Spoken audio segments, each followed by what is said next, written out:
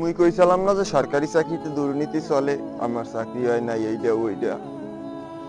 এখন প্রমাণ পাইছেন, এই যে প্রাইমারি স্কুলের পরীক্ষার প্রশ্ন, আজকে যে পরীক্ষাটা হওয়ার কথা ছিল ওই পরীক্ষার প্রশ্ন ফাঁস করে লাইছে। ওই ব্যক্তিরে আটক করছে র্যাব। সে নাকি গাড়ি চালক আসলে সংসদে। এই গাড়ি চালকেরাই যত প্রশ্ন ফাঁস করে। হ্যাঁ গো, এত বড় লিঙ্ক আয় কম কে ডাকুইতে। যাই হোক, আপনারা আর পাও ধরছেন যে হে এখন তবজি টেপেন। যারা চাইছিলেন যে ওই প্রশ্ন ফাঁস মাস করে পরীক্ষা দেবেন, আর একটু তবজি টেপেন।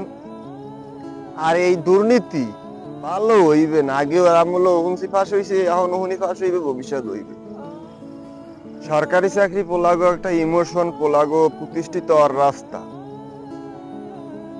পোলাপান ওইটার দিকেই বেশি ছোটে।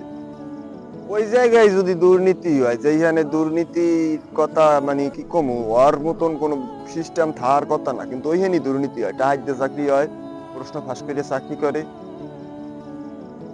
এই সমাজে যারা গরিব অসহায় মানুষ, যারা লেখাপড়া করছে, শিক্ষিত হয়েছে, এরা কই যাইবে?